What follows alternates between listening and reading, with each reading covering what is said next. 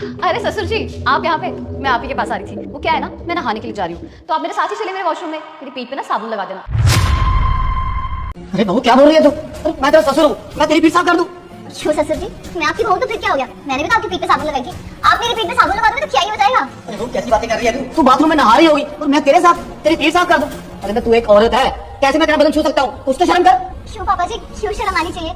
अरे आप ये कहना चाह रहे हो कि मैं एक औरत हूँ, इसलिए आप मेरी पीठ पे साबुन नहीं लगा सकते, लेकिन आप एक मर्द हो, मैं आपकी पीठ पे साबुन लगा सकती हूँ। तो आप ये कहना चाह रहे हो कि एक औरत और एक मर्द का शरीर अलग अलग होता है? ठीक बोल रही है पापा जी।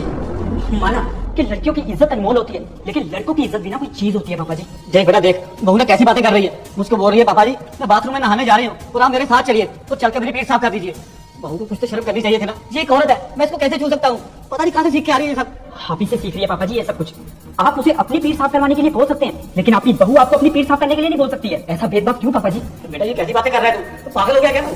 क्या हुआ पापा जी, अच्छा नहीं लगा आपको? ऐसा ही अच्छा ना, मुझे भी नहीं लगा था जब मधु ने मुझे आके बताया था कि आपने उससे अपनी पीठ साफ करवाई है, वो भी वॉशरूम में, आपके वॉशरूम में। अरे बहू, अरे बहू! जी ससुर जी, क्या हुआ? अरे बहू आके ना मेरे पीठ पे जरा साबुन लगा दे, मेरा हाथ नहीं पहुंच रहा वहाँ पे, अच्छे से साफ कर दे आगे पीठ मेरी। ससुर जी, मैं आपकी पीठ पे साबुन कैसे लगा सकती हूँ? अरे तो क्या हो गया ससुर में तेरा? मेरा इतना सा काम नहीं कर सकती? ससुर जी मैं कैसे, मुझे अरे यार शर्म। शर्म वाले छोड़। अरे ससुर में तेरा पीठ पे साबुन ही तो लगाना है। चल इधर जल्दी आके साबुन लगा मेरे पीठ पे। पापा जी आपने क्या बोला कि आप किसी औरत के शरीर को नहीं छू सकते? तो एक औरत किसी गैर मर्द के शरीर को छुएगी तो उसे कैसा लगेगा? बुरा ही लगेगा ना। आप उसके पिता के समान है, उसके ससुर है, और आप उसे ये सब काम करवा रहे हैं। आपको थोड़ी बहुत लाज शर्म रखनी चाहिए पापा जी। पापा जी आजकल जमाना बदल चुका है, आप जमाने के साथ चलिए। आज के जमाने में अपनी बहू से ये सब काम कौन करवाता है? अगर आप मधु को इज्जत दोगे ना तो बदले में वो भी आपको इज्जत देगी। वरना तो मैं क्या ही बोल सकता हूँ, आप मुझसे बड़े हैं, आपको ये सब चीजें समझनी चाहिए। और एक बात बताइए, आपने कभी अपनी बेटी से ये सब काम करवाया? अपने बेटे से कभी अपनी पेट साफ करवाई है? नहीं बेटा। तो फिर आपने मधु को कैसे बोल दिया ये सब करने के लिए? जब उसने आपको अभी आके बोला कि आप उसकी पेट साफ कर दीजिए उसके वॉशरूम में, तो आपको शर्म आई ना? यही शर्म आपको तभी भी रखनी चाहिए थी जब आप उससे ये सब काम करवा रहे थे।